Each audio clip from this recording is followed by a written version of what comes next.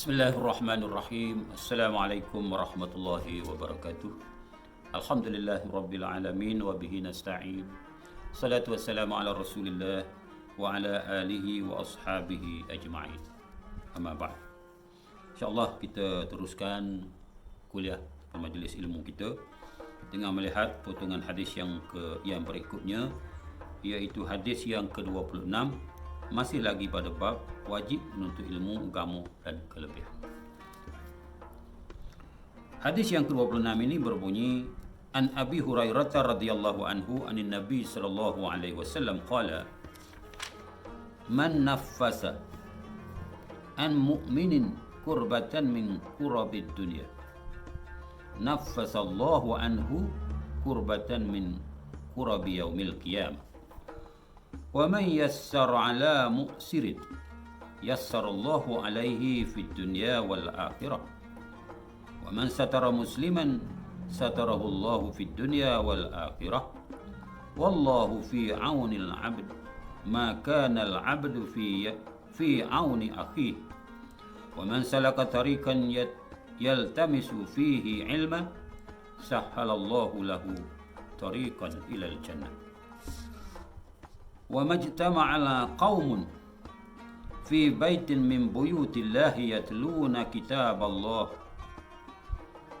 wa yatadarasunahu bainahum illa nazalat alaihimus sakinah wa ghashiyatuhumur rahmah wa haffatuhumul malaikah wa zakarahumullahu fi man 'indahu wa man batta'a bihi 'amalu lam yusri' bihi nasabu. Hadis rawahu Muslim wa Abu Daud wa Tirmizi. Maksud hadis dari Abu Hurairah radhiyallahu anhu, dari Nabi sallallahu alaihi wasallam sabdanya, sesiapa yang menolong memberi nafas baharu kepada seseorang mukmin yang mengalami kesusahan, yang menyesakkannya dari kesusahan dunia, nescaya Allah menolong melegakan kesusahan yang menyesakkannya dari kesusahan hari kiamat. Dan sesiapa yang menolong memudahkan musuh, dan sesiapa yang menolong memudahkan susah payah seseorang, mempermudahkan seseorang, nescaya Allah menolong memudahkan susah payahnya di dunia dan akhirat. Dan sesiapa yang menutup keaiban seseorang Islam, nescaya Allah menutup keaibannya di dunia dan akhirat. Dan Allah tetap memberikan pertolongan yang diperlukan oleh seseorang selagi orang itu memberikan pertolongan kepada saudaranya. Dan sesiapa yang berusaha menjalankan sebarang cara yang menyampaikannya mencapai ilmu pengetahuan, Allah akan memberi kemudahan kepadanya dengan usahanya itu untuk mendapat jalan yang membawanya ke syurga. Dan tidak berhimpun sesuatu kaum dalam satu-satu tempat dari tempat-tempat yang dikhaskan untuk mencapai keredaan Allah dengan keadaan mereka membaca kitab Al-Quran dan mendaruskannya sesama sendiri, melainkan turunlah ketenteraman kepada mereka, dan mereka pula diliputi oleh rahmat. Juga mereka dikelilingi oleh malaikat, serta mereka juga dipuji oleh Allah Ta'ala dalam kalangan makhluk-makhluk yang mulia di sisinya. Dan sesiapa yang dilambatkan oleh amal usahanya dari mencapai kebaikan, tidak akan dapat disegerakan oleh nasab keturunan. Hadis riwayat Abu Daud dan Tirmizi. Hadis riwayat Muslim dan Abu Daud dan Tirmizi. Uraian daripada hadis ini, hadis yang agak panjang lebar ini, insyaAllah kita coba tengokkan. Hadisnya mudah difahami untuk kita amalkan. Baik. Pertama ialah galakkan memberi pertolongan.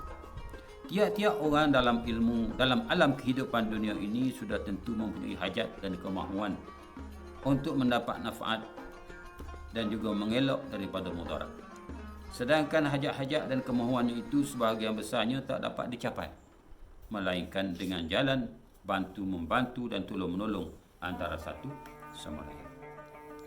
Keadaan yang demikian tidak terlepas daripadanya seseorang pun walaupun dari golongan yang senang lenang atau mempunyai kuat kuasa. Maka oleh itu, kehidup secara bermasyarakat adalah suatu tabiat semula jadi umat manusia. Maknanya kita tidak boleh jadi manusia ini tak boleh hidup secara sendiri-sendiri. Dia perlu bermasyarakat. Jadi maksud hadis ini antara lain menerangkan bahawa memberikan pertolongan kepada orang yang memerlukan, sama ada pertolongan itu kecil atau besar, amat baik kesudahannya. Kerana dia bukan saja akan mendapat pertolongan daripada orang lain, kelak bahkan Allah Azza wa Jalla tetap memberi pertolongan yang sejenis dengan perbuatannya yang baik itu. Bukan sahaja di dunia, bahkan di akhirat nanti. Maka alangkah bahagianya orang yang mendapat pertolongan daripada Allah Subhanahu wa taala pada hari yang tidak ada siapa pun yang dapat memberikan sebarang pertolongan.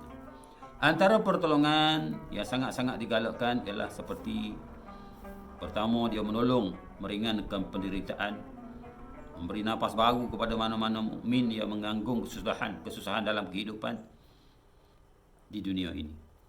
Sebenarnya pertolongan itu tidak terhad kepada orang mukmin saja, bahkan umum kepada setiap orang manusia yang tidak memusuhi Islam. Maknanya walaupun dia tidak Islam. Juga kepada tiap-tiap haiwan makhluk lain, binatang yang dibenarkan atau yang disuruh oleh agama, melainkan dari binatang-binatang yang dibenarkan atau disuruh oleh agama membunuhnya. Yang kedua, menolong memberi kesudahan kepada sesiapa, memberi kemudahan kepada sesiapa jua yang mengalami kepayahan yang dituntut oleh Islam untuk tolong. Contohnya, orang yang menangguh hutang dan dia tidak dapat nak bayar hutang tersebut pada masa yang ditetapkan, maka dia pergi tolong untuk membayar. Maka orang yang begini keadaan perlu ditolong tadi, insya-Allah dengan sebab pertolongan dia mempermudahkan jalan orang tersebut, membantu orang tersebut, meringankan beban yang ditanggung oleh orang tersebut, maka Allah Ta'ala akan menolongnya kelak. Bahkan bukan setakat Allah Ta'ala tolong dia di dunia, tapi juga Allah Ta'ala akan tolong dia di akhirat nanti.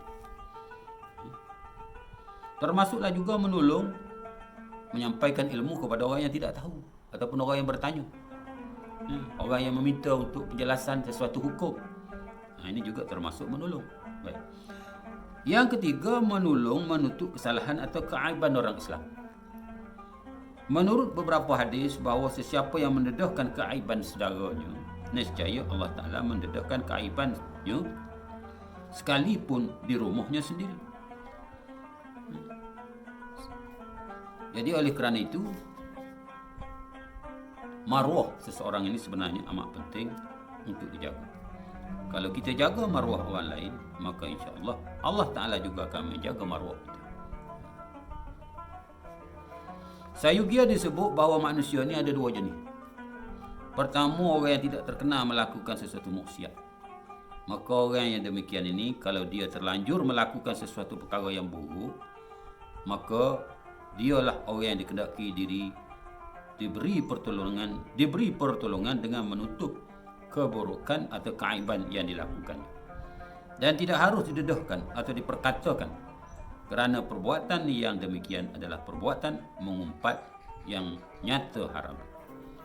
Kedua, orang yang terkenal berperangai buruk dan selalu melakukan maksiat, yang tidak menghiraukan apa yang dilakukannya dan tidak pula mengambil indah kepada apa yang dikatakan kepadanya, maka orang yang demikian keadaannya tertuntut dibongkar kesalahannya supaya dia menerima hukuman. Pertolongan dengan menutup kesalahan dan keaiban seseorang Islam itu adalah dengan beberapa syarat. Pertama, kesalahan yang dilakukan itu berhubung dengan hak Allah Ta'ala. Itu kena tu. Yang kedua, kesalahan yang dilakukan pada masa yang lalu, yang lampau lah, yang dulu-dulu. Dan yang ketiga, kesalahan yang dilakukan oleh orang yang tidak terkenal berperangai buruk dan selalu melakukan maksiat. Yang keempat, orang itu tidak menjadi saksi atau rawi hadis atau pemegang amanah dan lain-lain. dari orang-orang yang semestinya bersifat adil dan amanah. Jadi kesimpulannya, orang yang memberikan pertolongan yang tersebut tetap beroleh pertolongan Allah sebagai balasan yang sebaik-baik. Perkara yang kedua ialah balasan usaha menuntut ilmu. Oleh kerana jalan dan cara bagi mencapai ilmu agama itu banyak, yang menghendaki seseorang penuntut berusaha dengan bersungguh-sungguh, memperbanyakkan membaca, menulis, menghafaz, mengkaji, saling mengingat sesama penuntut, maka Rasulullah SAW memberi jaminan kepada orang yang menjalankan usaha itu bahawa Allah Ta'ala akan memudahkan baginya segala jalan yang menyampaikannya ke syurga. Yang keseterusnya ialah kelebihan berhimpun membaca Quran dan juga mentadarus. Berhimpun atau berjamaah ramai-ramai mengerjakan sesuatu amal ibadat memang sangat digalak. Sebagaimana kita berhimpun untuk menunaikan ibadat sembahyang. Maka di antara perhimpunan tersebut, selain daripada sembahyang berjamaah, ialah berhimpun baca Quran dan mentadarus, sebagaimana yang disebut dalam hadis ini.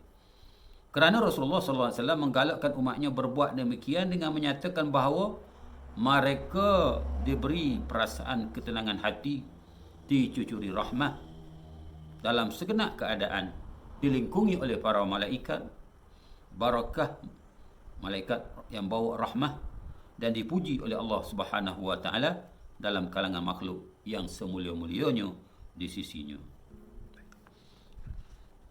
Yang seterusnya ialah isi ataupun maksud dari apa yang disampaikan oleh Rasulullah dalam hadis ini berhubung dengan amalan seseorang jugalah yang akan menentukan maju mundurnya. Jadi dalam hadis ini Rasulullah SAW menegaskan bahawa seseorang yang ingin membela nasib dia, wajiblah dia belajar dan dia berusaha serta beramal. Tidak harus dia bergantung kepada keadaan nasib keturunannya, kerana Tuhan telah berfirman di dalam Al-Quran yang bermaksud dan bagi tiap-tiap seseorang beberapa darjah ataupun tingkatan balasan disebabkan apa yang mereka telah kerjakan. Demikian juga Rasulullah SAW telah bersabda dalam hadis yang lain mengingatkan kaum kerabatnya, bahkan buah hatinya yang dikasihi Sayyidina Fatimah radhiyallahu anha, supaya masing-masing menebus diri dari azab seksa dengan amal taat yang sempurna, kerana baginda tidak berkuasa menolak sesuatu pun dari azab seksa Allah Subhanahu wa taala. Jadi sayugialah direnung dan diteliti isi hadis ini. Kalau Rasulullah sallallahu alaihi wasallam sendiri telah menyatakan tidak sanggup menghilangkan azab seksa daripada anaknya sendiri, kalau ditakdirkan cuainya dari beramal, padahal Rasulullah sallallahu alaihi wasallam dan Sayyidatina Fatimah ini anak kesayangan yang dikasihi lagi, maka betapalah pula orang yang cuai menjalankan perintah beramal dan mengharapkan kelebihan nasib keturunan, nisab keturunannya atau kebangsawanannya. Dan betapa pula lah halnya orang yang tergelak yang mengharapkan menyanggup memberi pertolongan pada hari seseorang tidak dapat memberikan pertolongan sedikit pun kepada orang lain, dan segala perkara pada hari itu tertentu bagi Allah Subhanahu wa taala. Jadi saya kira itulah kupasan daripada hadis yang agak panjang sedikit. Wallahu a'lam. Assalamualaikum warahmatullahi wabarakatuh.